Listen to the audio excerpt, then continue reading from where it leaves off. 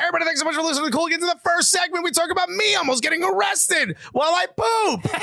That's what a great synopsis. That's exactly what sort of happened. And in the second segment, we are joined by Ramses Sandoval from TUDN. He's been covering Major League Soccer. You've heard his voice countless times on tons of broadcasts. He's a great dude, MLS,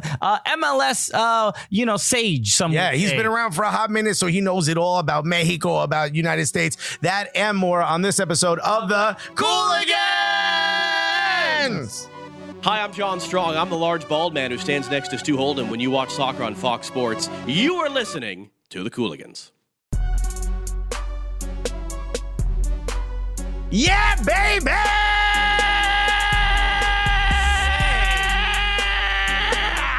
Find that energy. That's it. We've wasted all the energy we have. That's it. For today's show. 5 a.m. flights. 5 a.m. flights. What a terrible idea. They should, 5 a.m. flights should be just beds with wings on them. 5 a.m. flights should be like you're getting a couple small bottles of beer or something at 5 a.m. What a terrible decision on our part. Also, why doesn't the Cooligans budget include the lay flat beds on the planes? What are we doing? Hey, Fubo, get your act together. Come on.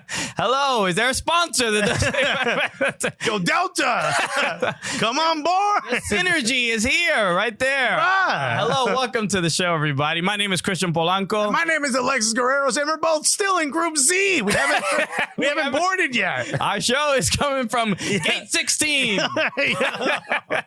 Welcome to the show. No, man, we are excited to be here. Yes, we are a little tired from our road trips, but no, it doesn't. The show does not stop. I like how people are like, yo, you guys been everywhere lately. Yo, you're traveling here and there. Yeah, coach. We wild stressed. We wild tired. Yes, that was the coach of the North Carolina Courage. No, this is, we're always excited to be here. Welcome to easily the funniest soccer show that you have ever watched. By far. Or listened to. Yeah, dude, we've done the research and none other exists. Exactly. We do research. That's right. I went on iTunes. I went on all the television shows. I watched what y'all doing, and it's trash. We here now. Okay, the reviews are in from Alexis. But it is not only the funniest soccer show that you've ever watched. It is also what, Alexis? It's also the gulliest. Okay, that's right. The gulliest. I'll say it again because I'm on camera now. So gulliest. So yes, we did have an incredible time, and we did. Speaking of gully, well, let's talk about North Carolina first because what an incredible final. Exactly. We went to the NWSL Championship out in Cary, North Carolina. That's right. And I found out Cary is an acronym. Oh, really? Yeah. Now, as soon as I said it, it left my head. I swear to you. Wow. That's you really don't know how to do this TV thing, Alexis. It's something relocated Yankees. Okay. Yeah. So basically, it's just making fun of a bunch of New Yorkers that moved down there. I didn't know there was a ton of, but we met a couple of people. We heard people speak. It's on the scarf. We got the scarf from the NWSL Championship. Yeah, but relocated Yankees is the R and the Y. Okay. All right. I didn't know that. Containment area for relocated Yankees. Thank you, producer. Googled it. This comes in handy. I knew I had that in my head. And I said, it is. And then you were like, what? It reminded me of school, and the teacher's like, well, get up here and do it on the board. I'm like, well, now I don't know. That feels a little. I knew over there. Also, why am I erect? Oh, this is going to be embarrassing. It feels a little bit like it's like a war, not a war zone, but like a toxic zone. They have to keep, people who aren't contaminated in. Well, if you look at it on a map, it does look like. Yeah, that is the gerrymandering is crazy. I don't know. This is not why you come to this show, but the gerrymandering out for Cary, North Carolina is out of hand. No, it is insane. It looks like a puzzle where you lost 25% of the pieces. It's like it's going to take me 8 years to get this puzzle done. How the hell you could walk and you could the center of the two of your legs could be in Cary and you're not. It is one of the wildest things I've ever seen. If you don't think it's getting out of hand, look it up. Your thigh gap is in a different district. That's right. When you fart, It's in 3 districts at once. Really great. I know. Look, I know we were talking to a bunch of people. There were a lot of liberal people, a lot of conservative people. Yeah, but it's we spoke to everybody. It's clearly very divided out there from block to block. Yeah, but you see on the map when they cut out, like, okay, Latinos live there. But it's so small. Black people live here. It's so small. It's legitimately like 2 houses. Yeah, it's like there's like 2 families, and it's like that block is just like Pablo and Juanita are part of their own. You're in that district, which is why we didn't bring a pie over when we came home. A lot of love out there. We went for a soccer game. We went for the final, and it was cool. A lot of love. Congratulations to the North Carolina Courage winning this game 4-0. Really, a very convincing victory. Chicago Red Stars. I wish we would have gotten to see you or meet you. Wow. It was it was intense. So the North Carolina Courage, they were just dominant. We were talking Heather O'Reilly, her last game ever. Last game, great career. I'm the only one who claps for it. we saw her and gave her a hug. And she brought up the pimento cheese right away that she stole from us. She stole from us. So, okay, as soon as you're celebrating your championship, we get that it's a very important time for you. Yeah. But what happened to the pimento cheese? Yeah. Okay? Clearly, priorities were at the top of her mind. As soon as she saw it, she goes, "Oh, there's my boys. Did you bring any extra cheese with it?" I was like, "Don't you dare! This is not a time for jokes." Yeah, if you think that hasn't still hurt us, and we won't bring it up while confetti is flying in the air, you're wrong. But no, they like we said, they won 4-0, and it was cool to just be there. The fans were really appreciative. A lot of Cooligans fans that were out there just being like, "Yo, shout out to you, thank you for coming through." Right. Media, some of the media people were not so happy we were there, but the fans were, and that's all that matters. The media in North Carolina, they were cool. No, media in North Carolina, yes. I'm just some of the other people. In general. Yes, we'll talk about that a little bit. Some important people in American soccer. But no, we should not only, speaking of road trips, what we should do is also mention why there's kind of like a lot of German stuff around here. That's right. I'm wearing a Werder Bremen shirt. I'm wearing a shirt that says Nork is the Hustlers. I didn't know there was a memo. I didn't get it. But exciting news. The Cooligans are traveling to Germany. That's right. Somehow they gave us passports.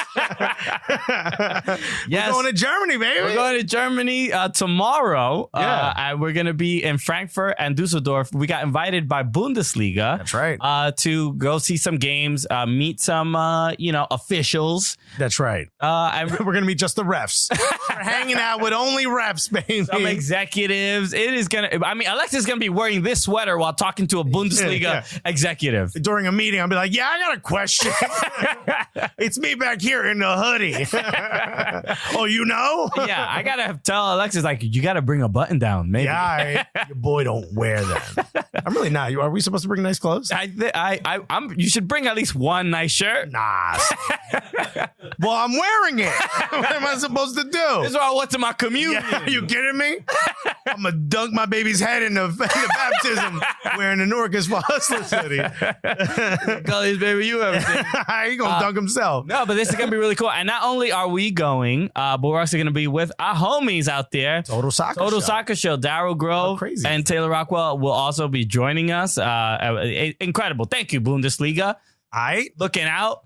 You're bringing some of that gully out to Deutschland, all right? They said, who do we bring? And they said, all right, we got to bring Cooligans. But who do we bring to make up for all the lack of professionalism? And then they brought in Total Soccer. We got to balance this out somehow. Yeah, so it worked out. But we also went to L.A., which we're going to talk about. Yes, we will talk about our trip to L.A. for El Tráfico in the playoffs. When you hear this story? Yes. It's going to be nuts. I'm not kidding. So we'll be back with a very crazy story after this. Hey, everybody, thanks so much for listening to the Cooligans. We just want to break in with a word from one of our sponsors, SeatGeek. SeatGeek, always looking out for our listeners. Oh, yeah, baby. Okay, if you want to go to a game, you maybe you went to the NWSL Championship. Maybe you're going to the MLS Cup Final. That's right. Maybe you went to the LAFC game and you want to go to the next one. Well, where are you going to get these tickets from? I'll tell you, if you want the best deal, you go to SeatGeek. Exactly. Just download the SeatGeek app and make sure store, if you use the promo code Cooligans, what are you going to get, Alexis? You're going to get $10 off. $10 off your first purchase. And one of us two are going to show up to your house and put $10 in your pocket. You're going to be sleeping at the time. Trust me. You're hoping for one more than the other. Yeah. One of us is going to take a shit in your toilet. Okay. So 50-50 chance. All right. The app is incredibly. And he's skinny, but it stinks. So. Wow, unnecessary. But how would you know? Anyway, the app is incredibly easy to use, Alexis. You can use it even while you're pooping. Okay, it's very easy, and it tells you what the best deal is across all the ticket sellers. Okay, those accurate. Alexis can't get through it because he's laughing at his own ridiculous comments. But that is true. It tells you what the best price is. It compares all the other sites. It's incredibly easy to use. It's great. Just put in Cooligans and you'll get $10 off your first order. If you download the SeatGeek app, it knows where you is. That's it. It knows where you is. All right. So how do we set this up? Let's just say we're very thankful to LAFC for giving us media passes. And look, we went to allegedly. Look, we had. Let's preface it with saying we had an incredible time out in Los Angeles. The LAFC fans, LA Galaxy fans, the amount of love and support. Yes. I did not know how many Cooligans fans we had out in Cali. I had no idea how many torta ladies there were at the hotel game. Every 5 steps we took, someone's like, you want a free Mexican sandwich? And we're like, yeah, we do. Free mezcal shots. You guys partied. It was surreal. So awesome. With that said. Also, the atmosphere was insane. The game was great. 3-2-5-2. Yes, bananas. Probably one of the most important soccer games in the history of American soccer. I agree. And we got to be there. Yes, it felt very significant and special. And we were invited into the Jump for LA Football Club, which unbelievable. Is insane. Unreal. There were no cameras allowed during that. It's wild. This is wild that we got invited to that. It felt like we were in a dystopian nightmare because we're crawling under people's legs. The dance scene in The Matrix. Yeah. When everybody's in the cave dancing like crazy. Did that really happen? Yeah. I got to watch The Matrix. Matrix Revolutions, I believe. Okay, cool. Awesome. Wake up, fans. It's time for me to tell a story. All right. Listen. Yeah, You could see them now. This is wild. This is just a normal part of their celebration. Absolutely incredible. Okay, that said.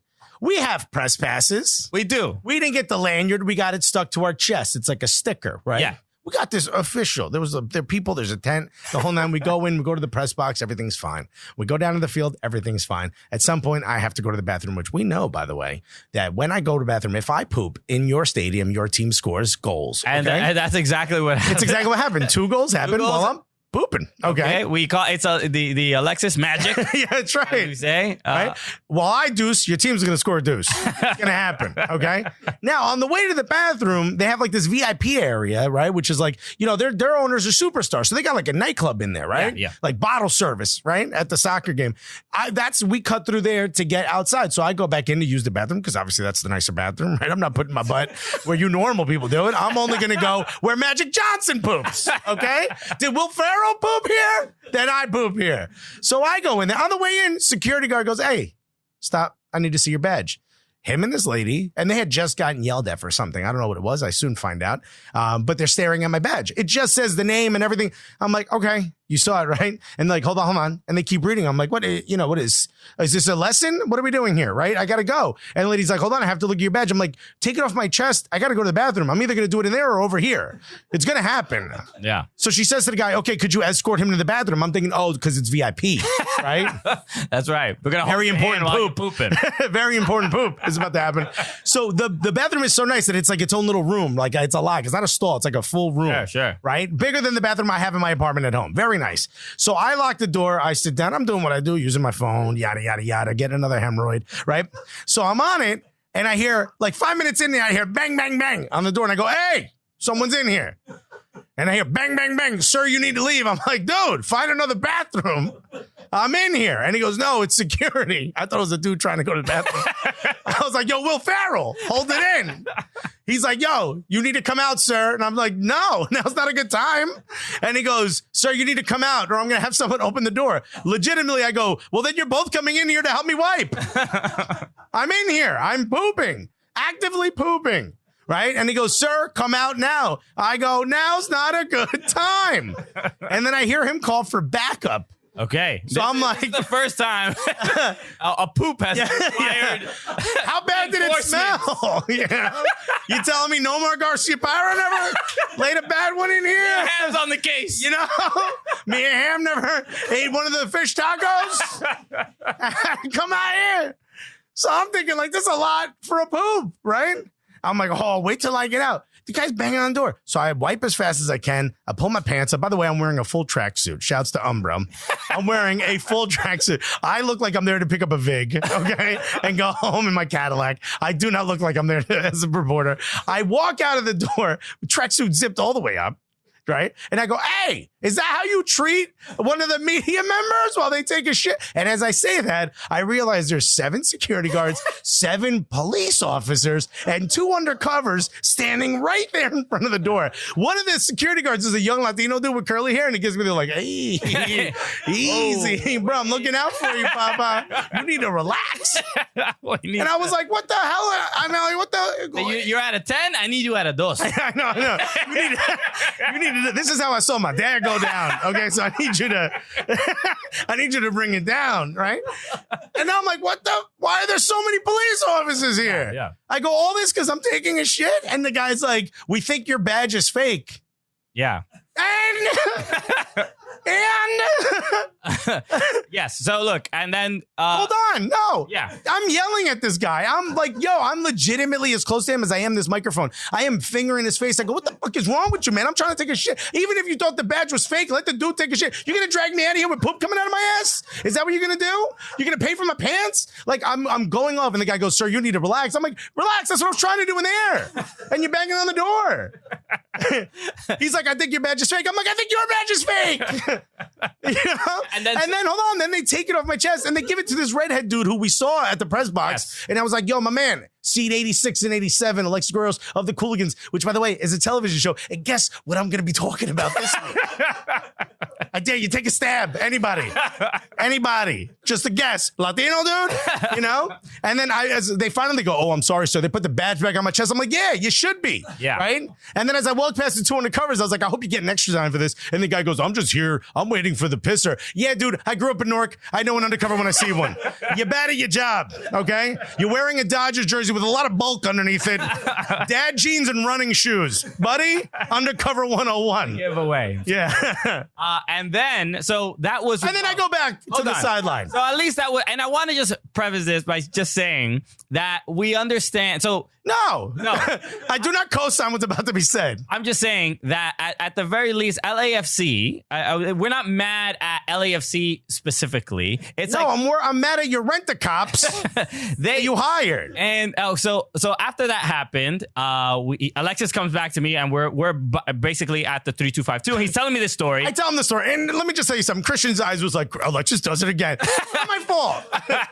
I'm like, thank God for what happened next. What did he do this time? And then game is over. Now the walking back through the tunnel. Press conferences are happening. The scrum, so we're walking towards them, and which we're allowed to be at, right? And then I see the security guard, and I go, "Yo, this is the dude that gave me all the problems." And guess what happens next? He comes up to me. He says, "Let me see." I'm standing next to him. We know each other. He just saw me finishing pooping. He comes up to me. He says, "Let me see your badge," and then rips the badge off he goes, my chest. This is a fake badge. I'm like, we just went through this. Oh, my badge is fake, and I didn't react the way Alexis did. I was just mostly laughing. I'm like, is this guy serious, right? The guy who was leading us, like who's like sort of like a liaison for LAFC, walks past us thinking, well, this is going to be fine, right? He's going to let him in. Sees that we're not, comes back, puts us up on his phone. He goes, look, it's them. The guy goes, I'm not looking at your phone. This is a fake badge. He's like, look, they're on TV. They're pulling up videos from @Fubo Sports. The most arrogant like thing. I'm like, hey, I'm like, Google, man. We're on a show. We have a real TV show. And then it took one of the executives from the team walked by and I go, "Hey, lady, your stupid security guard keeps thinking our badge is fake." And she's like, "Well, we've had fake badges." I'm like, "Well, that's on you." Yeah. Were any of them going number 2 at the time? So it was a weird scenario, but the LAFC Weird. It was disrespectful, slightly racist. I don't know. Look, I don't want to, assume anything. I think there were people with fake badges, and we did confirm that. They were yes, and none of them were quietly pooping in the bag.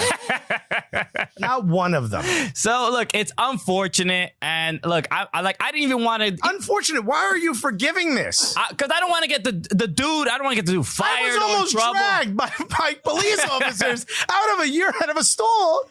They were they doing too much? Media meal coming out of me. Were they doing too much? Yes, but they were people with fake badges, and they were trying to figure out who it was. Like, it doesn't make it okay. One of these people that watches the police video and go, "Well, what was said before the camera was on?" I'm just saying it was not okay, but like, you understand why they were so aggressive. I want that security guard to send me an apology. And also a roll of 2 ply. It just sucks because, and again, everyone. You know how hard it is to wipe when there's people banging on the door? Everyone. Not easy. You clench up. You don't get it all. People at LA. You don't get it all. Everyone at LAFC apologized. Max Brado, shout out to Max. He was just like, "I'm sorry that happened to you guys." So, yeah, people apologize. They should apologize. Of course. I'm pointing that out. That's all I'm doing, Alexis. Some of the poop went back in. Oh, no. God forbid. It ends up being kind of like a cork. You know how hard it is to get that portion out? Wow. I'm banging on the door the next time you poop. It's the police. Look, I'm not as upset because I don't have the indigestion issues that Alexis has. You know how hard it is to get regular when you fry that much? They pressurize the cabin. Other things become pressurized. That's all I'm saying. But without... I should be allowed to take a poop in that security officer's house. But outside of that, incredible experience. Yeah. Oh, yeah. What a wonderful experience. Thank you. Let me tell you, it was tense. The game was tense. Just like my insides. Okay. I haven't farted since. I'm having PTSD, poop traumatic stress disorder. That's right. It's in the medical books now.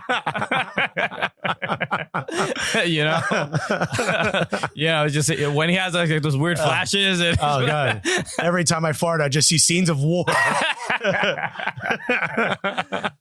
So, yes, welcome back, everyone. That was fun. How many times have I talked about me pooping on the show? Too many, right? I mean, it's really a huge part of your identity. Yeah. Thank God we didn't create the logo now. I don't know if we've said this on the show, but you are a routine pooper. You know what I mean? You have a system.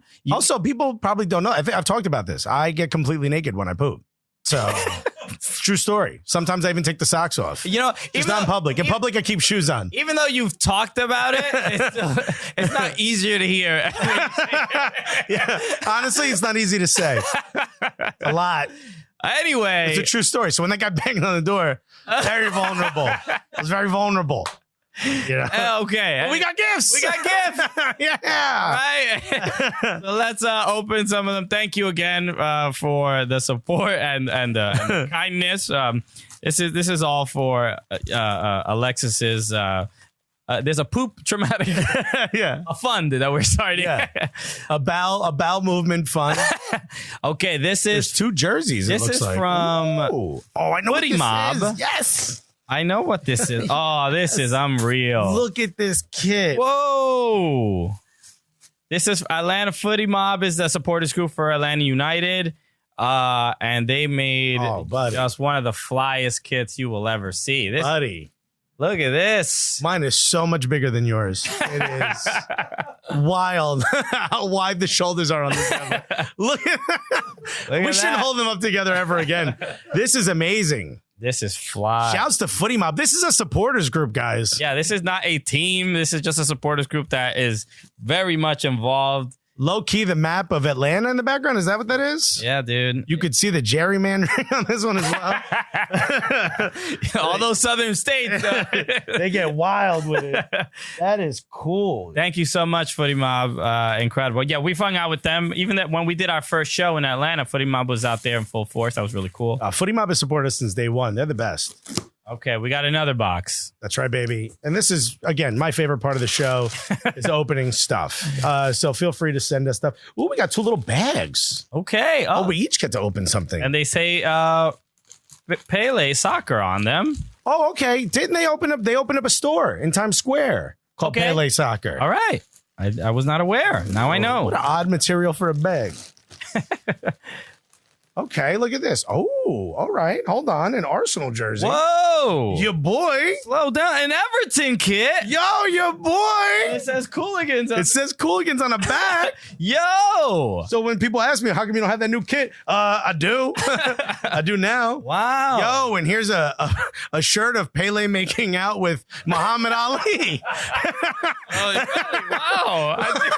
Much more progressive than I expected. What? Yeah, it's two, that what that is? Two legends showing each other respect. It says greatest of all time. Apparently they meant night. This is right here. Thank you, Pele. Using the old rope-a-dope in a very different way. Really, really cool. No, this is beautiful. This is, Pele. Thank you so much. This is wild. I cannot believe. I think Pele sent us this himself. I hope he had a hand in this. Like he did with Muhammad Ali. How can you disrespect a legend? A literal living legend, Alexis, for jokes. I want to apologize on behalf of the LAFC security team. I have to apologize. Pele hat, soccer hat. And we got a glass. This is so cool. Thank you so much, Pele Soccer. Incredible. Go check out their store downtown or in Midtown in Times Square if you're around. Look Super at that. cool. Yo. Thank you so much. This is unbelievable. I didn't even know we were getting anything like this. No. Incredible. Cool. PeleSoccer.com. Pele, a legend, in the World and Cup. a real freak. This is dope. I can't wait to wear this shirt. This is cool. It's just crazy. You're disrespecting two people that have changed the planet. Not just if they were more open, maybe not. This is so cool. Thank you so much, Pele Soccer. This is actually a really dopely designed shirt too. This is so cool. Okay. Leave some room for the Holy Ghost, guys. Imagine he sees this. How great would it be if Pele is like, yo, I'm going to go beat those guys up. He'll find the strength to attack us. He's just juggling my head. It'd be great. Really cool. So, shouts to Pele Soccer, man. That's really cool. I mean, it's just unfortunate because both of our teams in the Premier League really had embarrassing. They both could use Pele right now. Yeah, he could help out. Everton taking the massive L. Yeah. I forgot who they even played, but they own goal in the 94th minute. That's got to break your heart. Ridiculous. And then Arsenal going up 2 goals very quickly, drawing against. And then Granit Xhaka just getting booed off the pitch. Captain walking right off. Captain of the team. So come on, doing the whole, Hulk Hogan. I can't hear you to booze. Whoa, who is he? Donald Trump? Damn. No. Damn, what is it, World Series game? This has been a wild couple of segments. Show, and we're only halfway through. We have to talk about the big news coming out from U.S. Soccer. So first, let's start with Sergiño Dest, because what odds would you have given it that he was going to pick U.S. over Amsterdam, which he did, by the way. He picked us over Netherlands. Yeah, he doesn't play specifically for Amsterdam. I only play where weed's legal. So no, Sergiño Dest, the fullback for the Ajax. For Ajax, obviously Champions League caliber player. He's a starter on the team and has been playing with the United States at the youth levels. Got some senior caps that he was playing in. He played in the Gold Cup or in friendlies. He played in Gold Cup and friendlies. Yeah. So everyone he didn't play in Gold Cup because it wasn't competitive. He would have been cap tied if he had done. He played in friendlies only. So he, after those last two friendlies, played against Mexico, and he got like cooked by Tecatito. Yeah. Right? It was all right. I would have understood. We're going to forgive it for right now. We're not going to bring it up. I would have understood if he didn't pick. Just say there was some nutmeg in that sauce. You know what I mean? But no, he announces that he is going to be playing for the U.S. men's national team. It was a tough choice. Yes, because he did right after he would play at the friendly with us. He got called up to the Holland team. He got called up to the Netherlands team. So there's a chance there that you would pick the Netherlands. But some people are saying that he wasn't an automatic starter in the Netherlands. Yeah, but still good odds, right? But we know for sure he's absolute automatic starter for the U.S. men's national team. He is a starter. Yeah, there's no question. Even though he has to be kind of coy, he did like an interview saying like, "Well, I have to fight for my team regardless of which one I'm." No, buddy, you're on. Yeah, I know. He also said like, "Sure, the level is a little bit higher in the Netherlands. Just a little bit, just a smidge." Try to be as polite as possible. But we trash. We need you. I know. I mean, I can't see y'all from up here, but I'll play for you. Small. He's slot-toning the national team. Thank you for choosing us. We needed you badly. But no, this is big news. And a lot of people did not expect him to make that choice. You understand if he does go with the Netherlands, maybe a tougher time for him, but he is half American and he wanted to represent the country. He was getting a lot of they playing at the youth levels and building all those friendships and building all those relationships, and then being like, all right, no, I'm done. And playing for Netherlands might have been a little bit challenging for him. I don't know. I would happily sell out everyone I grew up with for a better opportunity if it came along. Am I the only one here? Look at all the staff here at Fubo and tell them. I didn't grow up with y'all. Because, no loyalty. So Christian, remember that. When I'm the next host of Men in Blazers. No, I mean, if an opportunity to play, at a much higher level. Yeah. Again, both teams didn't qualify for the World Cup. So, I mean, is it much higher level? But yeah, I mean, you're playing in the Euros, every 2 years. You're playing essentially in the World Cup. Yeah. You would assume they're going to make it the next time. It's a little bit less rocky of a relationship than the U.S. currently has with their coach and U.S. soccer. There's not a lot that would point to him saying before this. I would have put the odds at 10% that he was going to pick the U.S. Yeah, I maybe would have said like 20. I did not think he would. I thought with U.S. soccer, you just expect disappointment. Yeah, in every direction, 100%. But this is good news. I mean, there's people that are American that didn't grow up in other countries are saying, "Is there a way I can get out of this?" So, yeah. Yes, Mom, you nothing else? Just realistic being like, I wish I was Nigerian. Yeah, I know. Damn. They fly as hell in jerseys. No, man. Right now, Walker Zimmerman's like, seriously, you were on the Pinta?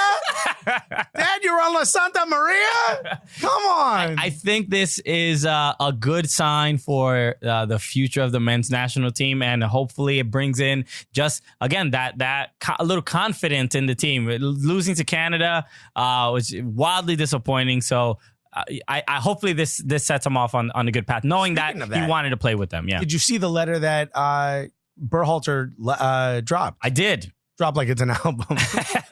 Track number 4 is a little weird, but I thought it was pretty good. No, he basically apologizes and explains next steps. He also does, which I forget the guy's name, Hederman. I forget the coach of Canada. Just before the game against the U.S. when they won 2-0, he was like, "We're putting all our chips on the table. This is it. This is important. We're going all in." That's hard for a coach to do because, like, if you fail. I mean, you just went like all out, like all inspirational speech, and you failed. So that's hard. You're giving the other team the bulletin board stuff. Berhalter just did the same thing. Yeah, I hope it works out. They have to win. I know. They have to win against Canada. Canada. Why I prefaced everything I said with that. They very, very much. It was like an apology to the American Outlaws for... yeah, but he said like, we're ready. We're coming in, all guns blazing. I hope it works out, man. Because he actually said all guns blazing, and then he put in quotes, literally, to Canada. Watch out. Second Amendment. Yeah, yes. We're going to bear arms. No long sleeves, my guy. We bearing arms. Yeah. This is the weirdest apology I've ever seen. What, you wrote click clack in the And apology? also in U.S. soccer, there's Thank you for some huge news. The U.S. women's national team has their coach Jill Ellis did step down. And, That's right, and he's named after a brand of pickles. I don't know the brand that you're talking about. Vlatko Andonovski is he was the head coach for Reign FC, and now will be the coach for the U.S. women's national team. And a lot of people are very, very excited about this. Here's what else I love about it. This did not happen when the men's national team coach was picked. Kate McGrath, it gave like a full explanation of the search and decision. Yes. Legitimate. You can watch the video. I think it's on Facebook. She was like, first we met with this person, and then we met with that. And they put that in the resume. We found out that was a lie. Like, she legitimately went through the whole process and then gave like an explanation as to how Vlatko Andronovich had like a full... Andonovski. That was close. Whose name is Andronovich? Who is that? I just went Eastern European in my head. Some boxer? Whatever. Dude, I'm still shaking from the bathroom situation. Leave me alone. But people are very excited about it. Our former guest, Yael Leverbush, that was her former coach when she was at the Reign, and nothing but positive words. Everybody loves this guy. So I think there's... Even though he looks and sounds like an extra from the movie Taken. Everyone loves him. Sure. Yeah. He's got a special set of skills, and it's to develop youth. So we're happy. So it just does seem like the future for the U.S. women's national team is very much in good hands, and you know, the sort of the concern over the coach leaving after winning 2 World Cups. And he's also talking about advancing the style of play, which is like, yo, they're already killing everybody. Yo, y'all can relax a little bit. How about get some hammocks out in training? We good. Yeah, That's chill. my inspirational speech. Yeah. We good. Yo, do you? You guys are great. MLS over last week. The playoffs were rough for a couple people. Yeah. Great for a couple others. Home teams are winning left and right. It's a breeze. 538 says you're going to win. Yeah. Go to bed. Everything's going to be fine when you wake up. The world's not going to be destroyed. Let's recap some of these games because they were pretty wild. So NYCFC takes on Toronto FC at Citi Field. At home, in quotation marks.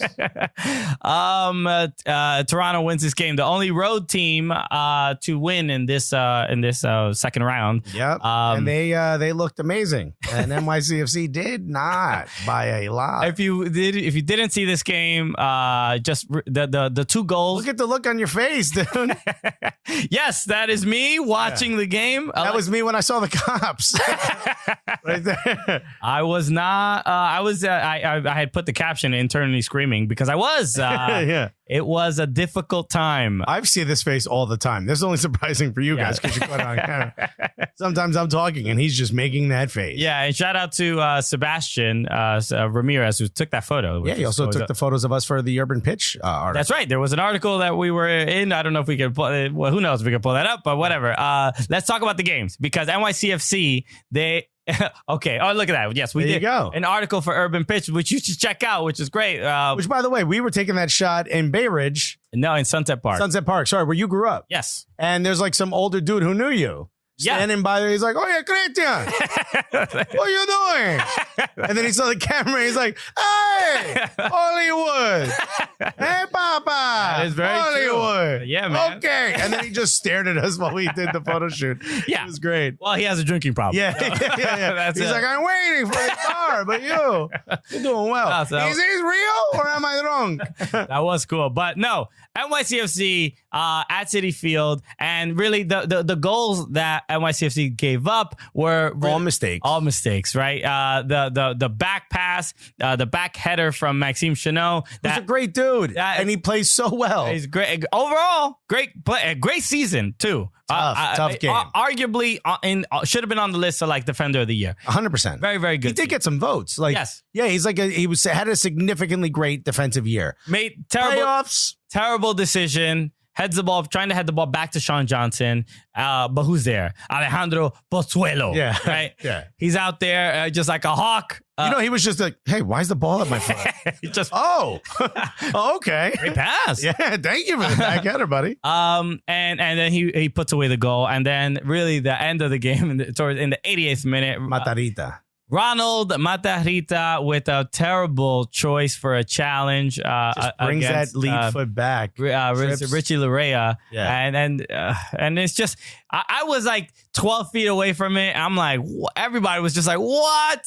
Was he doing? It did not need to happen. The ball's going out. The game should have gone to extra time. But that's what it is. So it did seem like the back line was like a little stressed at the end of the game. Like I wish that Latin dude was just there to be like, hey. Okay, a little the whole show is just LAFC callbacks.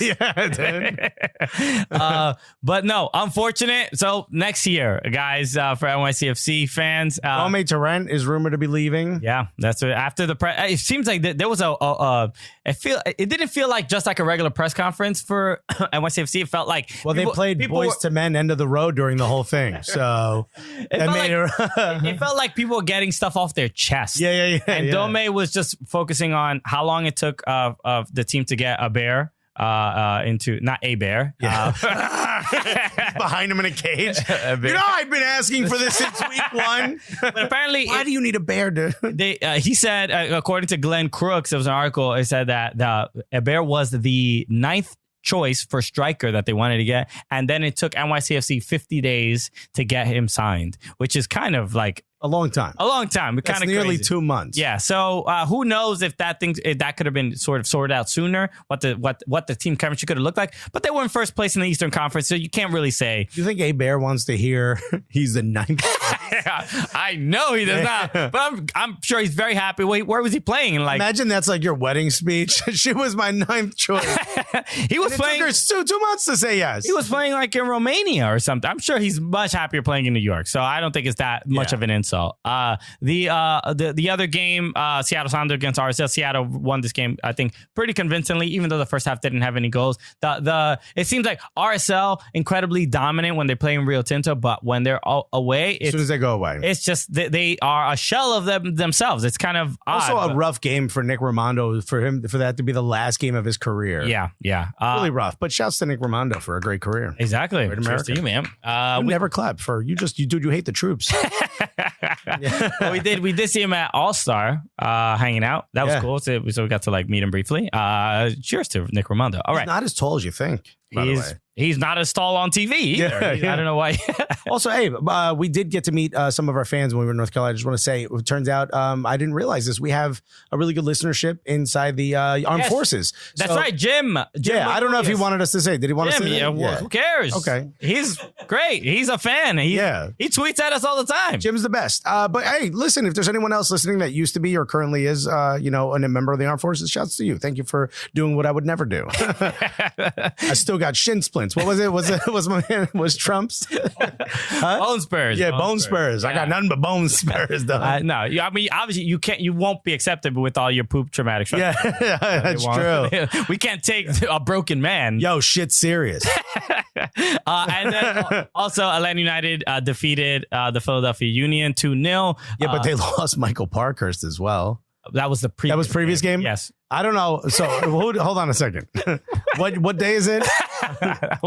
They did not have Miles Robinson and Miles Robinson. That's for right. this game, and I believe they're not going to be available in the next round as well. Yeah.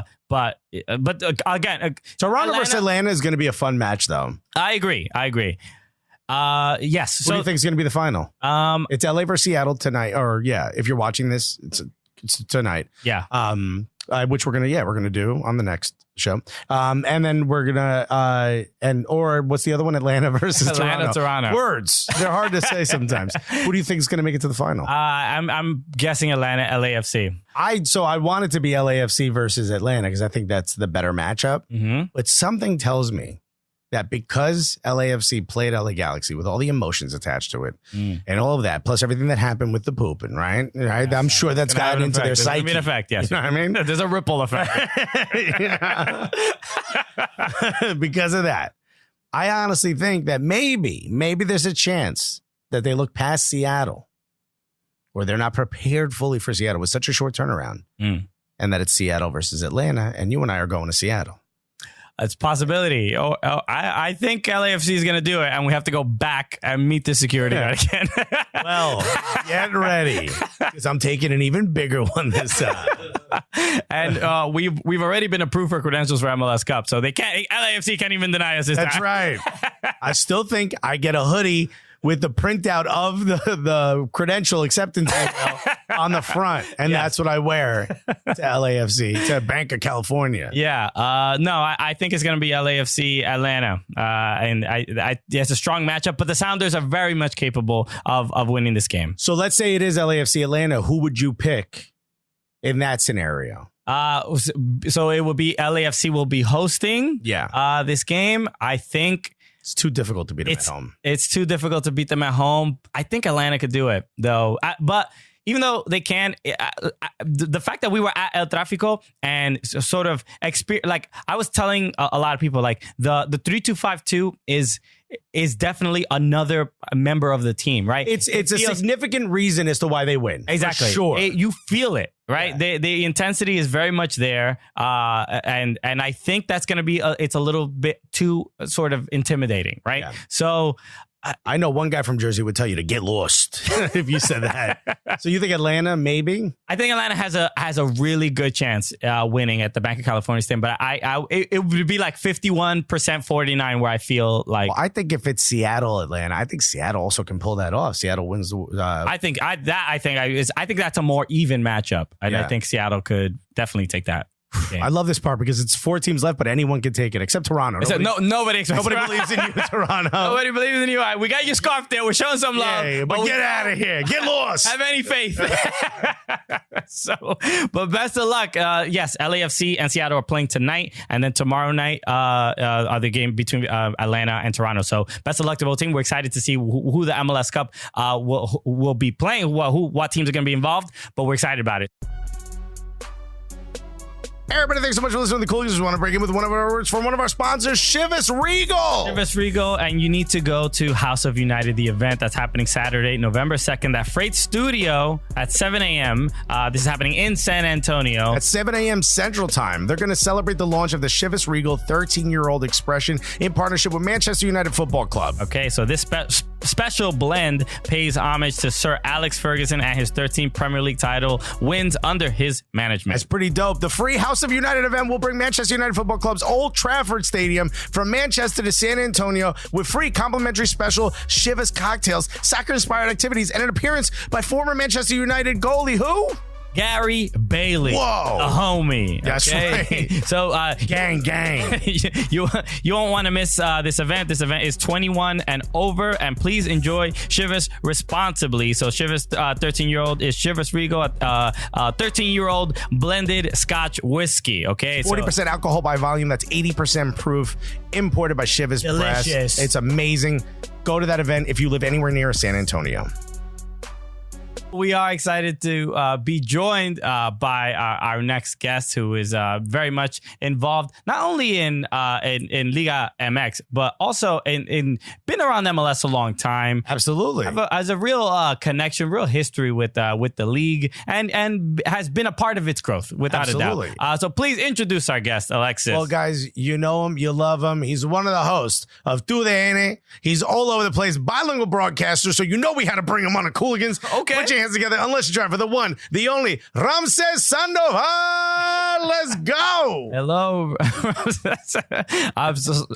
Can I just apologize for Alexis before we even start? You may. No. Listen, it's a pleasure to be with you guys, Chris, Alex. Fan of the show. Fan of what you guys do. You guys put your sauce on the game. It's fun. Easy to sit through, if you will, compared to other shows. And it's a blast to be with you guys. Chat it up.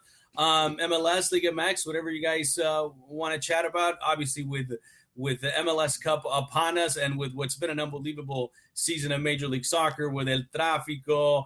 What a rivalry. I was saying it this week. I think we finally found a clásico, a real derby in Major League Soccer. No disrespect to anybody else, but this is a real clásico. What we saw days ago at Banc of California, that is a clásico. That is a rivalry. And it's exciting because, this is our soccer. It's Major League Soccer.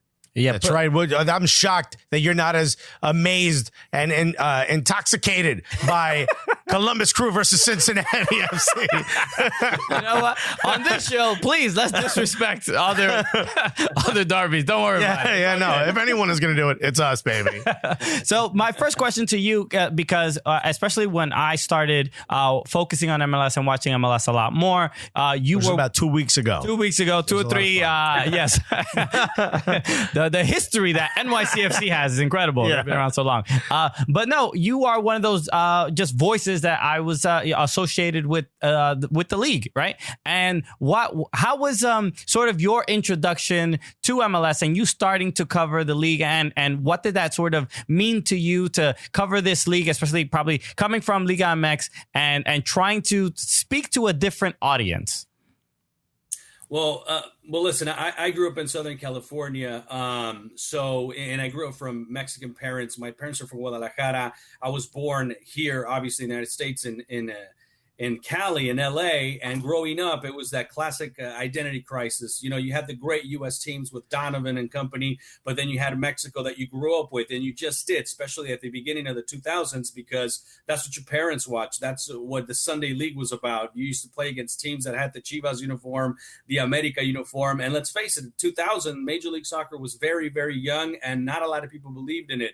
And not a lot of people believed it would be where it is today. Same thing with the U.S. national team. That's why when that era of Team USA whooping on Mexico again and again, and the 2-0 and all that good stuff, it was kind of, the beginning of an era.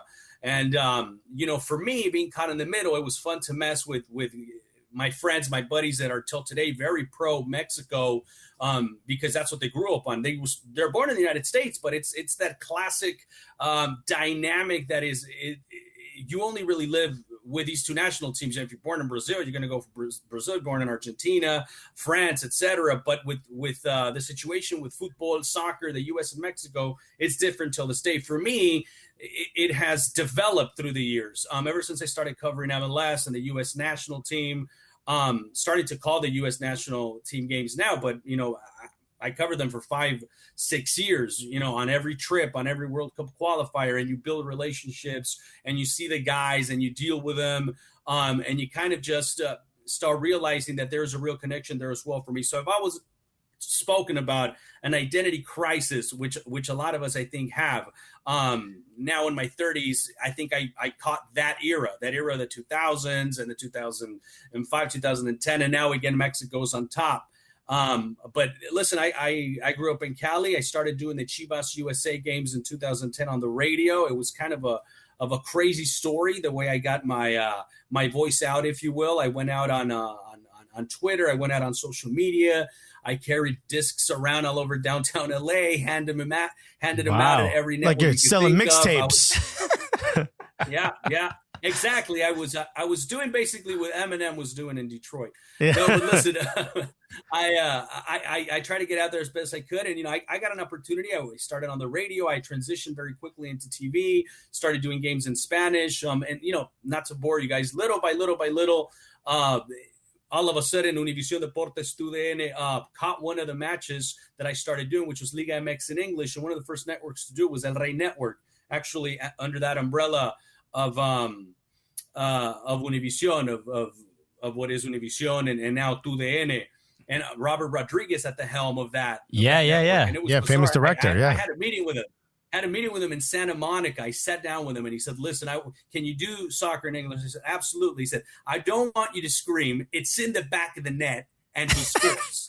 And that's a wonderful finish. And he tells me, "Can you scream goal?" And I said, "Can I scream goal?" "Yeah, I can do that." And he's like, "That's what I want." So I built that rapport, and I built that style, which, to begin with, I always wanted to do that. When I was younger, I said, why don't the English play-by-play guys, why don't they yell the goal call? I get it in England, it's the British accent and it sounds cool and whatnot. But for American broadcasters, I'm like, why don't they yell goal? It'd be really cool to see. So I started doing it. It stuck. It's something that I do till today. Love it or hate it, and you guys know what I'm talking about. And that's how they heard me. And I joined Univision for the beginning of that historic deal. And I say historic because MLS matches were exclusively on Unimas and TUDN. Yeah, they were in Spanish. You had to click on the SAP. But at the end of the day, if you wanted to listen to that game in English, in American League, it was on a Spanish network. So that was the story. And I joined in 2015. I've been calling all the games since the start of that deal. And I was with Paul Caligiuri. I was with Keith Costigan, Nico Cantor, Marcelo Balboa. So I'm glad that I stuck there. So and then from there, obviously, guys transitioned into getting great opportunities in Spanish and just been building up since then. It's a tough industry. It's very competitive. You have to pay your dues. And the word that comes to mind is grind. And it's something that I can tell you guys for years and years you have to do. Nothing comes, they don't just come to you and say, hey, you're going to be on the booth to call a U.S. national game in a Gold Cup. It at least for me, it's a lot of work. And it's I'm very excited. different from our come up because Fubo just was like, saw us day one and they're like, you guys got something. Yeah. We are here with Ramses Sandoval from TUDN. Ramses, I have to ask you this question because this showed up on your Wikipedia page, and I'm sure you've been asked this several times. But this took us aback a little bit. we were surprised. We were a little surprised. But there's an entry here in your Wikipedia entry that says Ramses Sandoval is known for being the cousin of Canadian rock musician Chad Kroeger of Nickelback. Please Have we been mispronouncing Chad Kroeger? What is this? Is this real? Hey, you guys are hilarious because I noticed that and I think it's funny. He is not my cousin. Okay, we can confirm. Confirmed it. You heard it here first. You were not at the wedding with him and Avril Lavigne. We were all wondering, was the cake black all over? Now, did you guys really think that was true? You probably did. We were so confused. Wikipedia's never been wrong. Yeah. So why wouldn't it? I think Chad Kroeger is a huge fan of yours and edited your Wikipedia page to say that. It's like, I want to be related to this. Yeah, I like the way he yells goal in English. That is wild. All right. But that's hilarious. Somebody's messing with you, man. This is amazing. All right. Which goes to show how we do our research on Wikipedia. Awesome. Ramses, one of the things that I want to ask is you've called a lot of games. You've called a lot of U.S. men's matches. You called, I believe, the game versus Cuba, correct? Yeah. When you go through that, right? Do you? Because I'm Cuban myself, and I had to sit through that. I was in DC. How do you prepare for something like that? Like, do you have to come up with a lot of personal stories? What kind of when 7 goals are scored in the first 17 seconds? What do you do for the next 89 minutes? Listen, for me, the preparation. And not to run around your question, the preparation has to be the same. You have to do your research on every player. Every play-by-play has a different style. If you guys heard my play-by-play, both English and Spanish, I like to go into the background, where they're from, what barrio they're from, what little town they're from, if they're from Argentina, Brazil, Mexico, whatever it is, their age, former teams, little interesting details of each player or stories per player. In that game specifically, I know exactly what you're talking about because 12 minutes in, it was 4-0. And I remember saying on the broadcast, this could be like 16-0, 18-0 by the end of the game. I mean, we're averaging a goal every 4 minutes, something like that. And of course, all that changed. And I got into an argument on the call with one of our broadcasters because say maybe the U.S. needs to pump the brakes here, and a couple of the guys were like, no mercy, 15, 16, 17, show no mercy. Mexico isn't going to show any mercy. I believe they were playing Bermuda or another weaker national team, if you will, as part of the Nations League. But it's the same preparation. I mean, listen, in that game, at least I could tell you that I had another play-by-play. I had 2 analysts, and then I had a field reporter. So that is a lot better than, doing a Nations League game in the Caribbean by yourself. That, when you are 90 minutes calling, and again, no disrespect, I'm not going to name any national teams, but you got to have your laptop on. You got to have, pages up. You got to know where these guys are from. A lot of these players, I'm telling you guys, a lot of these players, you can't find anything about them. They play for amateur teams. You really don't have anything to work off, so you have to throw stats of the tournament. How they got to, League A, League B, League C, what's going on in their groups. Are you like the goalkeeper of Cuba, Nelson Johnston, is cousins with Chad Kroger? I see here on my computer. Oh my goodness. So I had another, maybe a bigger question for you, because especially for someone who's been around American soccer and Mexican soccer for a long time, a lot of the complaints about, not even complaints, but the reality of the ratings for like MLS games compared to Liga MX, and we see that MLS is definitely trying to merge, not merge the league, but like have a stronger connection with Liga MX. With they're actually trying to merge the league. Yeah, with that too, but they're also trying to merge the league. They'll get us there eventually. But the Campeones Cup and the Leagues Cup, and there seems to be this real both countries sort of want something from the other. They want MLS wants more. They want the fan sort of the excitement of Liga MX. They want that in MLS, and Liga MX wants more American fans. But how? And they want to get rid of promotion and relegation. But how do you feel about the way MLS is delivered to fans, and how do you think we can improve it to get more people to watch and be more interested in the league? Well, listen, Major League Soccer has had a tremendous growth, and I'm the number one fan of it because, I cover it and I have love for it because of what you mentioned earlier. I've been around it going on 10 years now. I'm very young, through the tough starts, through the rough starts. Now you look at teams like LAFC, Atlanta United, 70,000 fans, Portland Stadium getting G'd up, and, those Clásicos and the derbies, and CenturyLink Field looking amazing for a soccer match. And it's exciting, you feel proud in a way. But Liga MX is a monster, and the Mexican League has been a monster for a long time. I'm a Mexican-American kid.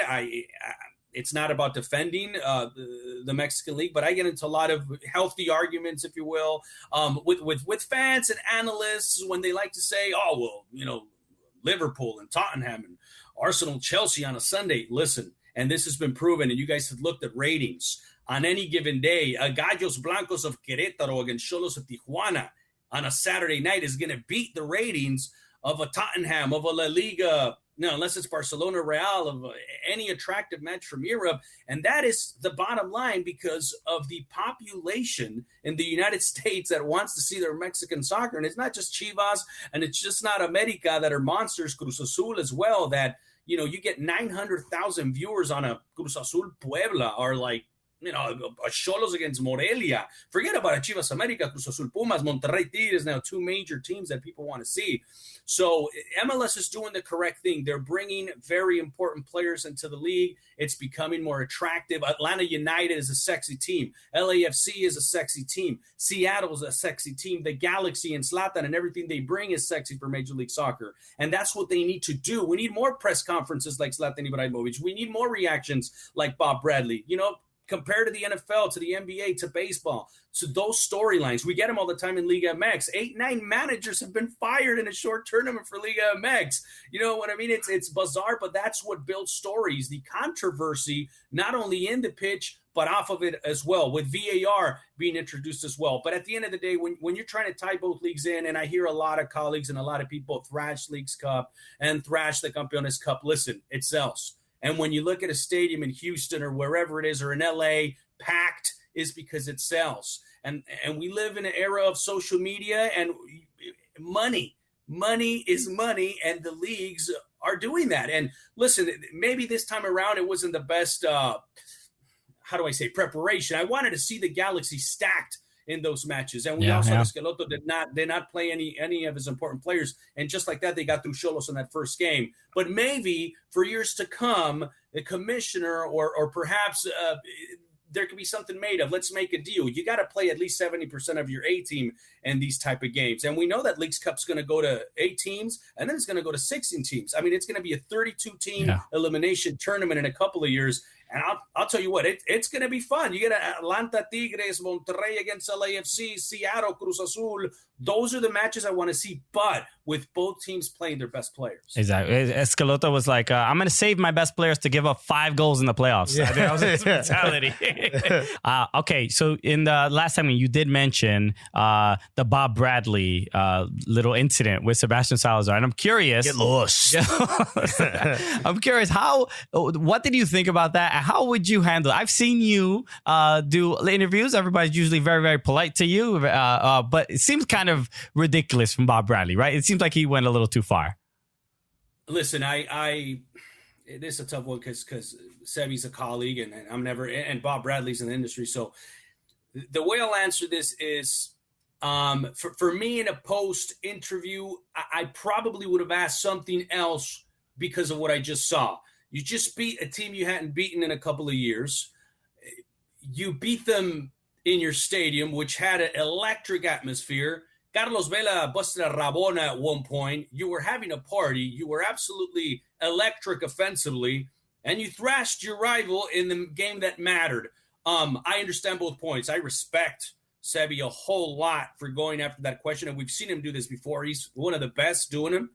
One of the best doing these type of interviews and going after that quote that you need, after that story that you need. Yeah. But listen, if you get in Bob's shoes as well, I mean, you just lived 90 minutes of adrenaline. You got through, and the MVP of the league, who just broke a record that we didn't think would be broken in years to come, Jose Martinez, and the team just broke a record that we didn't think could be broken in years to come, Red Bulls.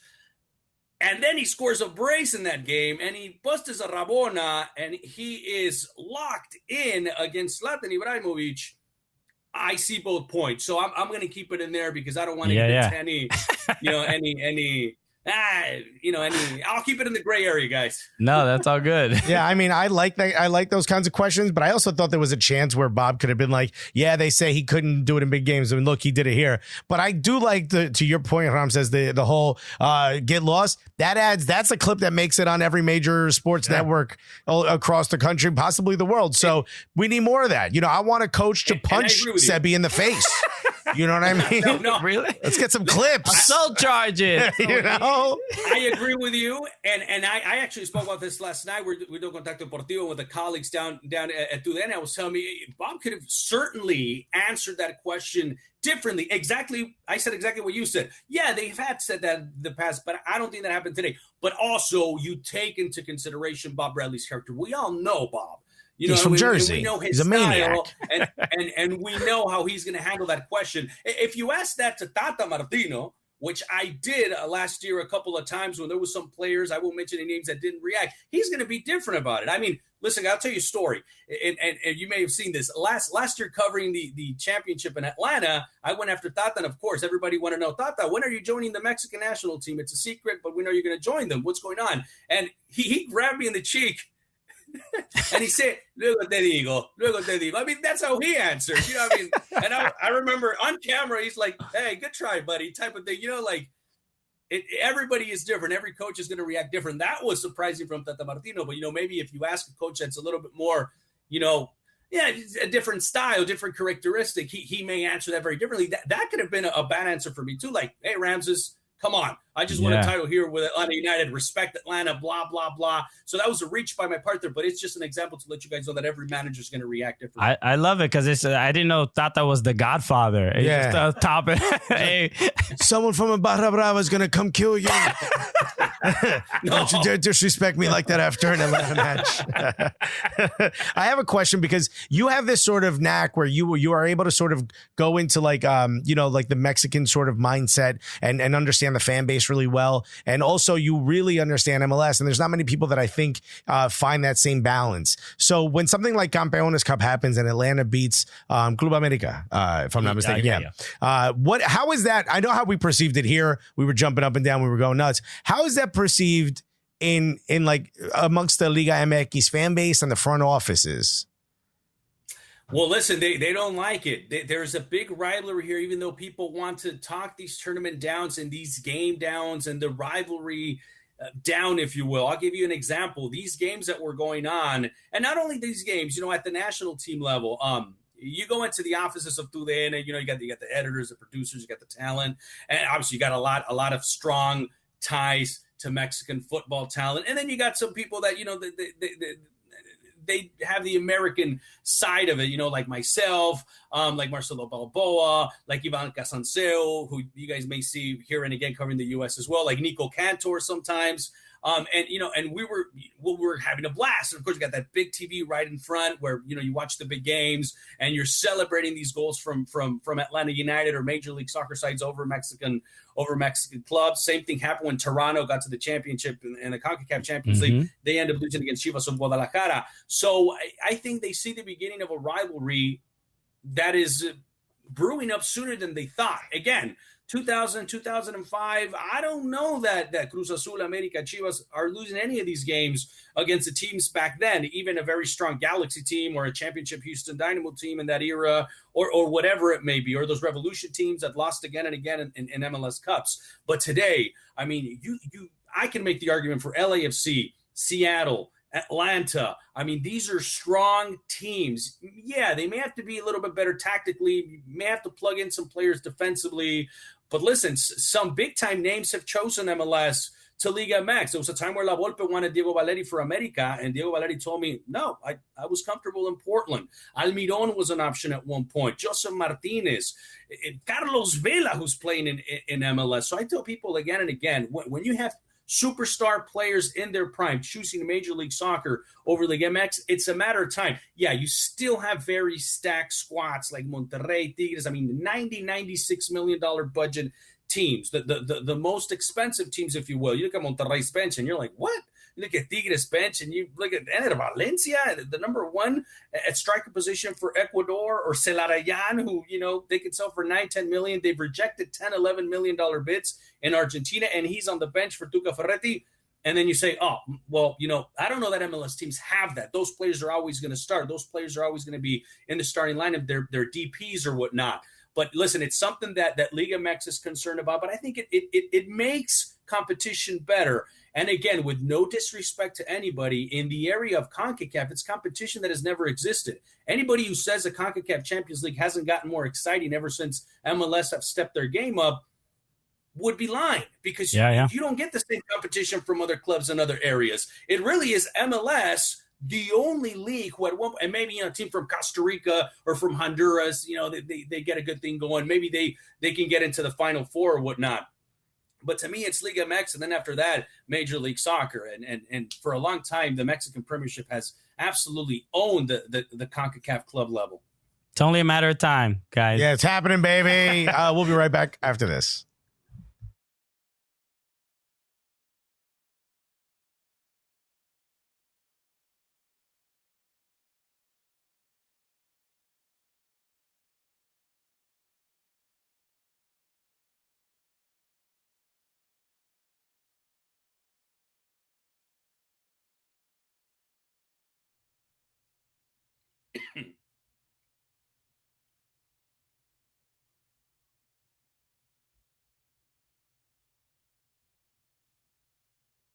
Okay. Hey, Ramses, dude, you're doing a great job, man. Yeah, this is amazing. Thank you. Hey, thanks, man. Hey, you guys know Sebastian personally? Yeah. Sebastian Salazar? Yeah. Yeah. We were talking to him. Mad at me, man. No. Every time we see him now, we're going to say, get lost, man. Yeah. We actually saw him right after that happened. Yeah. Right. We were right on the side of the field. He literally walked from that to us, and he was like, yo, Bob just told me off. Oh, man. I saw that on the air, and I was like, damn, Bob Bradley's pissed. Yeah, but dude, Bob Bradley's from Jersey. That's what we do, son. Yeah. All right. Yeah, let's do it, man. Russian it, hour 2. Oh, this couch is killing me. You got it. Thanks, guys. Looks like.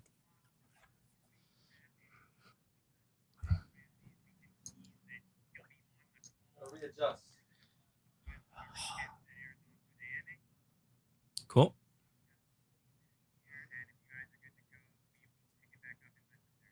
Great. You want to start? Or? Yeah, I'll start.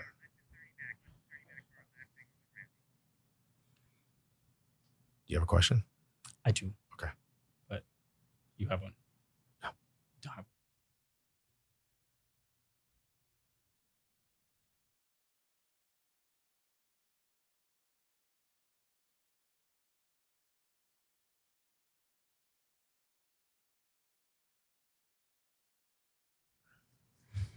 Okay, welcome back, everybody. So, Ramses, I wanted to ask but you were mentioning about big name players coming to Major League Soccer, but we should talk about big name coaches coming from Mexico to coach in Major League Soccer, which has been incredible. We saw Pelado Almeida this season. Even though they didn't make it to the playoffs, it was a monumental signing. It was like 8 weeks of excitement there, baby. You know, we were into it. What? I guess the question is, how do you feel about him coming to Major League Soccer and also all the rumors that he was going to leave immediately after they had missed out on the playoffs? What is him? What does more? So I guess coaches that coached in Liga MX coaching here. What do you think we can learn from them? What do you think them coming here means for this league? Well, Matias Almeida was a huge win for Major League Soccer. And I think whoever says that they weren't surprised when San Jose Earthquakes broke Twitter, or at least the American soccer fan base Twitter there for a couple of minutes. San Jose Earthquakes, Kim Kardashian, same thing. We all know it. Listen, or Jennifer Aniston on Instagram, right? Oh, yeah. Listen, guys, it was huge because a lot of people were linking him with the Costa Rican national team, with the Mexican national team, with Argentina, with Albiceleste. That didn't pan out. And then, of course, big teams were interested in him in Liga MX, as past as Cruz Azul at that point, as recent as Monterrey after Alonso was let go. Of course, Turco Mohamed took them over. But going back to that point, and I think that's what you were touching on, he loses out. Everybody, we cover this story closely, and they picked my brain, and I went on shows and said, even if they do not beat Portland and they are eliminated from the playoffs, I don't think Almeida is going to leave. I spoke to him. He's very comfortable. He likes what's going on in San Jose. What he has been able to do with his program from seasons past, and Jackson Ewell and Tommy Thompson, and the season Wondolowski had, and the players that he's believed in and brought on, and probably what he's going to look to bring on. Don't be surprised if a couple of Chivas or Guadalajara players arrive in MLS that don't come into plan with Ricardo Peláez taking over Chivas, and those guys may include Chofis Lopez, Brizuela. I don't know. These could be big-time guys that loved the playing time with Almeida, may join Almeida, but that was huge. Just how Carlos Vela joining LAFC, just how Gio originally, with a very good first season, joined Galaxy, was a win for MLS. Just how Almeida was a win for MLS. And keeping some of these guys and you've seen now another win for MLS is when you see guys go from MLS to Liga MX, like Romario Ibarra, who's now with Pachuca, like Jorge Villafaña at one point, one of two guys to win both Liga MX and MLS championships. And the other guy, of course, Omar Gonzalez, who did it as well. That's huge because in the past it was like, we don't need MLS guys. We're Liga MX. We go down and we get Brazilians and Argentinians and Colombians and you name it. And they have to come from those prime leagues, Argentina, Brazil, you name it, Uruguay, Chile. But nowadays, these are all big wins for Major League Soccer, including Almeida. And Almeida particularly because, he was sought after. I don't want to utilize a three-letter word that we all know about, but like a king down there. In Guadalajara, they still scream for him. Monterrey, I do think Monterrey did make an offer for him. There was a lot of talk. I can't confirm this, but couple $1 million clause if they wanted him. San Jose covered themselves well, knowing that if he was going to sign a contract, look, Matias, you sign a contract, that's great, but we know you're popular, and at any moment, Liga MX is so crazy, big-time team loses a coach, Tigres, Monterrey, Cruz Azul, you name it. In this case, Rayados, they're going to come after you. And I think at the end of the day, that was a good job by San Jose to cover themselves, and they have a bright future, especially if they let, Almeida, go into that transfer market and go after a couple players. You saw the stadium as well. It's crazy. Think about a coach that can do that. Usually a player will bring fans into say, but Avaya at one point going crazy, of course, because all the Chivas hermanos are absolutely in love with El Pelado Almeida. It's amazing. It feels like we're at a time now where there's like DP coaches, which we've said on the show before. But what do you think are some of the things that that I think, I mean, it seems a lot like some of the players you mentioned, Valeri and some of the other players, they want to come to the U.S. because it's a bit more of a relaxed atmosphere, a little less pressure from the media, a little less pressure from the fans for sure. What are some of the things that you think may start to change in MLS as it becomes bigger? Well, I think it's just going to be a bunch of good things because we already see players that want to come for several factors. I mean, one that jumps at me is security. I mean, Diego Valeri used to tell me, listen, Ramses, I'm in Portland, man. I wake up and listen to the sound of the birds, and I can go to Starbucks and have a coffee and not have a fan yelling at me, hey, Diego Valeri, you missed a penalty kick last night. You can go to, same thing with Carlos Vela. I mean, Carlitos Vela probably gets up in beautiful La La Land, gets mocha, relaxes with his family, and he doesn't got a guy yelling at him he probably would in another country. Yo, what the heck? You score like 2 goals, but you missed 3 because that is the type of pressure. It sounds crazy. You score 2 goals, but you missed 3. You need to be scoring. They want unrealistic numbers. And in Portland, they're just like, hey, man, good job out there. Yeah. I'm proud of you, man. Have a weed cookie, dude. You did your best. No, it's great, man. That was a great 0-0 scoreline. Yeah. Hey, dude, you A for effort, dude. What? Sorry, man. I ate that cookie I offered you. Well, Ramses, you are going to be calling the MLS Cup final. If you had to pick, who do you want hosting that game? I know. Let me guess, you want to go home to LA.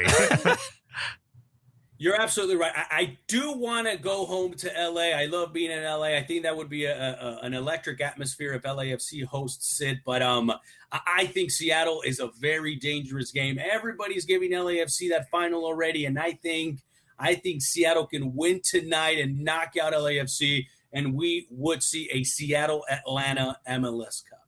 Now, when people are watching this already happened, but right now it could still happen. So that's certainly really exciting for the people who are watching this. Like, oh my God, it's happening again. Home and away leg. I think it's absolutely amazing. And what are you looking forward as far as like when you call an MLS Cup match? What do you look forward to? Do you like when there's a lot of history between the teams, or do you like giving yourself a bit more space? I like the excitement of it. I've been fortunate enough to both Toronto finals against Seattle, the Atlanta final, which was absolutely electric with that atmosphere, and Portland doing their thing, super underdog. I think this year's a little different, man. I mean, if you get LAFC Atlanta, wonderful final. If you get Seattle, if you get Toronto, I mean, Toronto has a very good team as well. I think we have 4 very good clubs in the final 4 positions this time around. And I think any MLS Cup that you're going to get is going to be extremely fun. I think from a rating standpoint, and would probably, the big bosses in network, Swan, I think they want LAFC Atlanta looking to go for the back-to-back championship. But the Carlos Vela, Bob Bradley, Cinderella story to finalize listen, if they win the championship, everybody wants to talk, and I kind of go like this because we need to wait. Is LAFC the best team ever in MLS? If they win the championship this year, then yes, they are the best team in the history of Major League Soccer because of what they did during the regular season, and because Carlos Vela's probably and could still get to 40 goals in a campaign, including playoffs. That's crazy. Listen, Ramses, I know you're very busy. I want to thank you so much for giving a chance to speak with you. This has been absolutely amazing. Thank you so much, man. We appreciate it very, very much. And yes, we'll see you at the MLS Cup final. So hopefully we'll get to shake hands and talk a little bit. Guys, absolute pleasure. What a great interview with Ramses, huh? He's awesome. He's incredible. Yeah, I always such a pro. We're not used to that on this show. No, I always love when we got all the talent in the Kroger family. Yeah, it was really cool when Trump created that video with him in it, the photograph video. I was like, wow, what a weird connection. Every time he answered, I'm like, wow, this is how you remind me that you're a professional.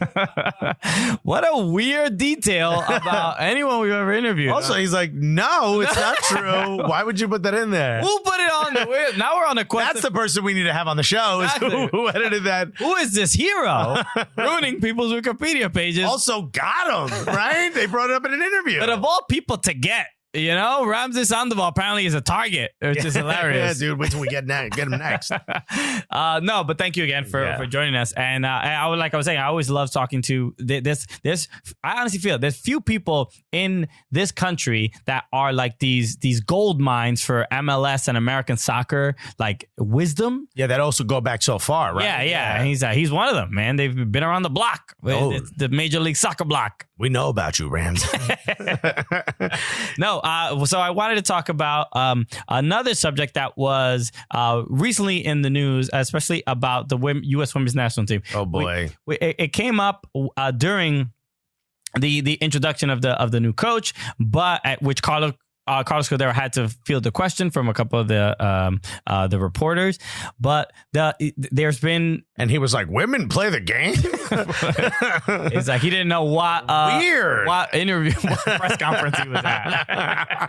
I think he thought it was. Is that who Megan Rapinoe is? He thought it was Al Bundy no ma'am meeting. Topical reference. Belanco out here. Dating ourselves. Hey. It's a good show. I don't know what you're talking about. I heard my dad talking about it. I didn't have one. All right.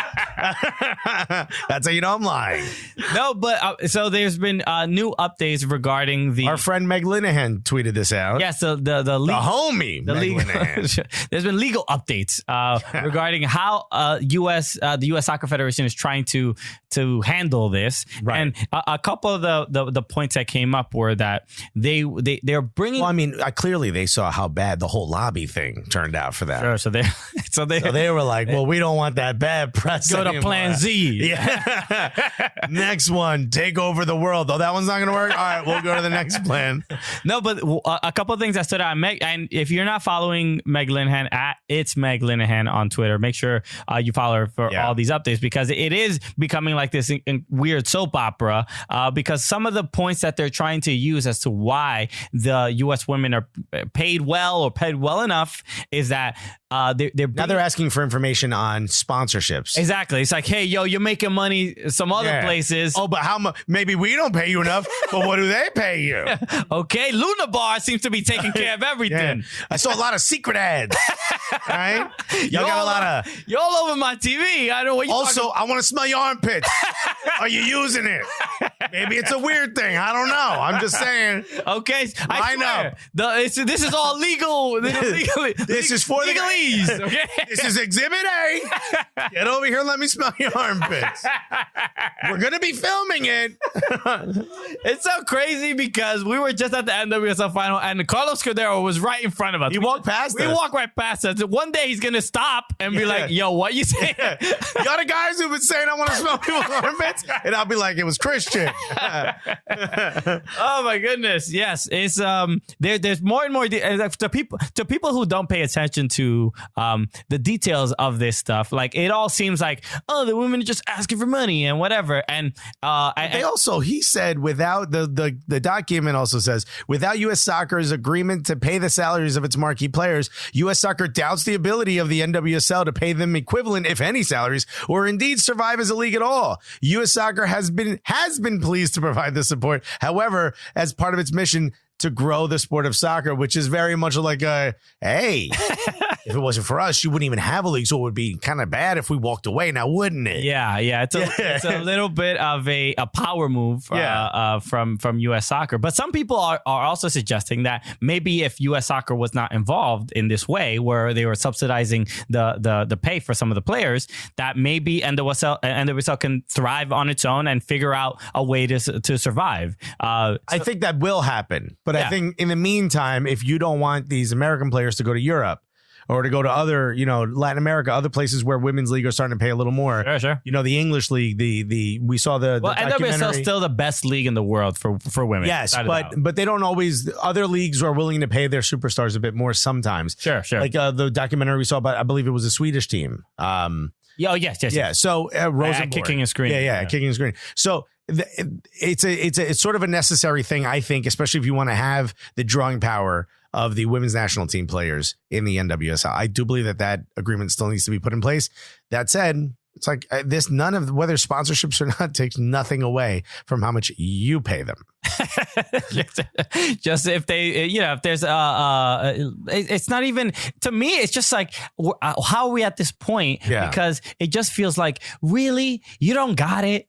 You don't got the money. Like, it's just like, what are we holding on to? Is it just simply it's not in the budget? Because that doesn't feel like a good enough answer. Also, change the budget. I mean, you got it. How much? If tickets for a men's national team game against Cuba are going for $200 to see a massacre of my people, okay, then you got the money. How you would describe it? Wow, is it in the history books of Cuban history books? We know what you did at Cuba. We were there. Like we mentioned it earlier this week, but we are going to Germany. Yeah, baby. And that is it's pretty dope. So you know what I heard about Germany, specifically Frankfurt, which is one of the first city we're going to go to. Yeah. That you're not really allowed to be loud in public, that you can get arrested for it. So I have a feeling another story is coming. I guess I hire a lawyer for Alexis. Yeah. Ubo, get on it. What's the budget for bail in Europe? Can I get it in euros? Is that possible? No, so we're going to be going to just a little itinerary for everybody. We're going to be going to Frankfurt. We're going to be watching a match between Bayern Munich and Eintracht Frankfurt. Oh, that's going to be a fun one. And we're also going to be participating in a media soccer game. Well, you use the word "we," okay? And I wouldn't necessarily suggest that. Bring your cleats. Yeah, I got none of those. I'm bringing Timberlands. Right? Your boy's showing up in some jean shorts, like just the OD Alexis. Be like, go ahead, pass me the ball. Oh, you don't want to? Okay, well then you don't have to. And then we're also going to be going to a match between Dusseldorf and Cologne. Oh, baby. So we're going to be seeing Zach Steffen out there. Yeah. In net. And obviously Alphonso Davies from Bayern Munich, and it's going to be a fun one. It's and Eintracht Frankfurt, which is sent us some really nice things. Yeah, right? So guys, make sure if you tune in next week, because I don't know if Alexis is going to be. We might not both be here, right? Okay, that's not my fault if I'm not. We may not both make it back. I think Alexis may end up on a no-fly list. I don't know what to say. Or on a so-fly list. They see my swag. Wow. Don't boo. Wow, the cameraman is booing. I didn't know that. This is a World Series game all of a sudden? They allow that on television? That was cool. Anyway, so there's going to be a lot to look forward to. That's going to be a lot of fun. Also, thanks to everyone who came out to the NWSL event we did the night before. That's right. What is up with NWSL? Why don't you have events before the big game? Yes, you got a pregame, right? Even sororities and fraternities know you got to get a little sauced before the actual event. Yeah, dude, you can't walk in all sober. You got it. That was like a weird, complaint that people were making. They were just like saying, well, we asked very innocently. Yeah, we asked Yael when she was here. We asked Meg Linehan, and they were like, no, there's no events. And we're like, that's impossible. You just don't get invited to them. You're not cool. And then it turns out neither are we. There's no one there. There were no planned events. But tons of fans showed up. Players showed up. Equalize Soccer. Thanks so much for helping put that together. Yes, shout out to Jeff Kassouf. What is it? Lori Lindsay. Lori Lindsay. Lori Lindsay was Lindsay there. Lori for them. Like, what am I going to? Oh, it's spreading. The virus is spreading. He's making. Becca Moros from the Utah Royals. Yeah, who we're going to try to get on the show. Yeah, that was awesome. So, and everybody, there were people from Sky Blue FC. There were fans of ours, fans of the game. People were so happy. They were like, thanks so much for putting this together. There's never any events before NWSL. NWSL, hit us up. We'll do this again next year. This was a blast. There should be, parties. There should be events. All-Star games have parties. MLS has a bunch of events. And stuff like that. So there's no reason why NWSL can't get on that. And they're nowhere near as fun as you guys. Nah, man, it feels a little different, especially because all these people are supporting. They're not just supporting the two teams that are involved. They're supporting the league, right? And they're throwing their support behind the league. There were people there with Seattle Reign jerseys. There were people there with Sky Blue FC jerseys. Thorns. You were there with a Thorns jersey. That's right. Which everybody. Which made people angry. They were like, "Why are you so biased? This is why people in the media can't be trusted." Yeah, and I'm like, I told you about them. Right? What's your last name for the tab? But honestly, there were so many people there that were just thankful that this was put together. And Equalize Soccer did a great job. job of finding a location and taking care of everything. We were just showing up and shaking some hands and kissing some babies. There were no babies, so we just shook a lot of hands. We brought babies. Yeah, I shook Christian. Don't ask where we found them. Also, did anyone take those babies? Because we lost them all. Get them to their rightful owner. Oh no. We forgot about the babies.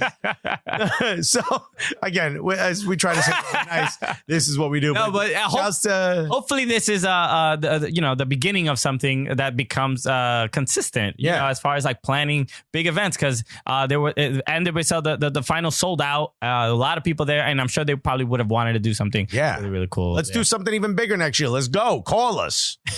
What's your problem? Yo, put our number on the screen right now. Yeah, 1-800 Cooligans. Is that enough? I don't know if that's even 1976 Polanco. Okay, thank you for tuning in again. What another incredible show. I mean, we do it every week, baby. We just keep raising that bar. That's right. This is show number 16. Wow. Wow, we've gone so far. I owe you money because I thought we were going to get canceled by show 4. That's right. This is impressive. Took a big bet, and he owes me a lot of money. That's right. Also, some physical favors. Well, with that said, thank you again, Ramses Sandoval, for joining us on this very unprofessional show. You really just upgrade the very low bar that we set for ourselves, but thank you, because you are we need you to stay relevant in this business. So again, thank you again, everyone, for watching. So we had a great time. We always appreciate it. All viewers, listeners, make sure leave a review on iTunes if you listen to the podcast. So we appreciate it. He's Christian Polanco. I'm Alexis Guerreros. Together, what are we? The Cooligans!